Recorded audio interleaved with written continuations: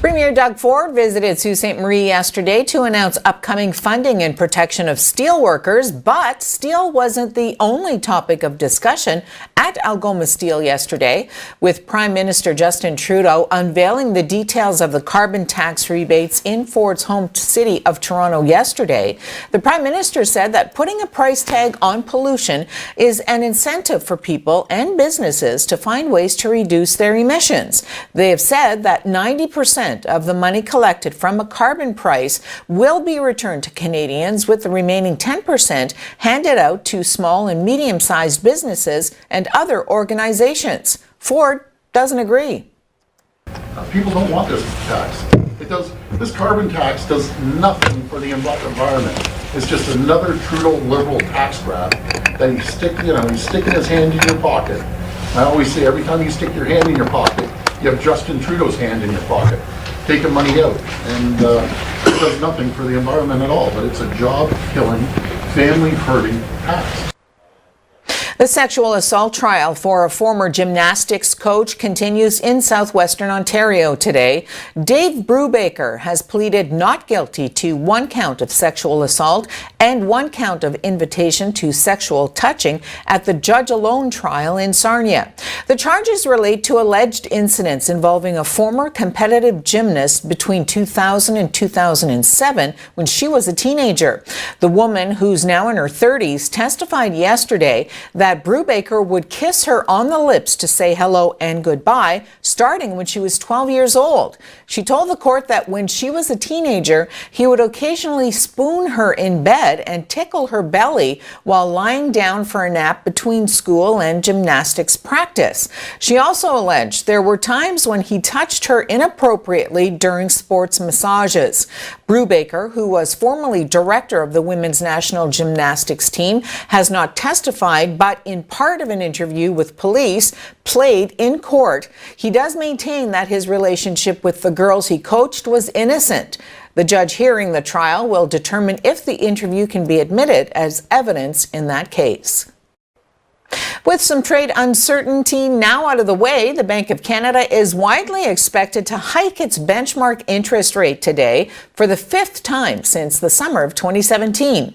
This morning's policy decision will be the central bank's first since Canada agreed with the United States and Mexico earlier this month on an updated North American free trade deal.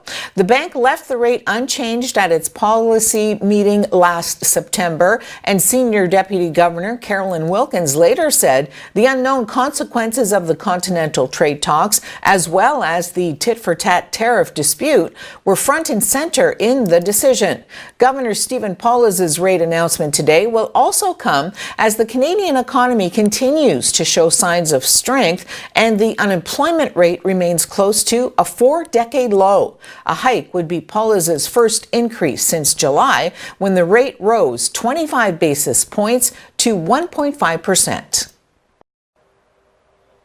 A pilot escaped injury after his vintage single-engine plane crashed and burst into flames on a Southern California freeway yesterday. The Los Angeles County Fire Department said the plane struck the center divider of the highway and the pilot, the only occupant, was safely removed before the flames consumed much of the aircraft. No vehicles on the ground were involved in the afternoon crash. The pilot, whose name was not immediately released and flies professionally for Alaska Airlines, was out on a training exercise. He didn't know what caused the crash.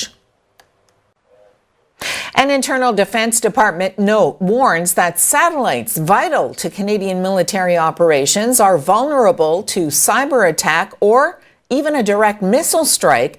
Just one example of why the country's defense policy must extend fully into the burgeoning space frontier.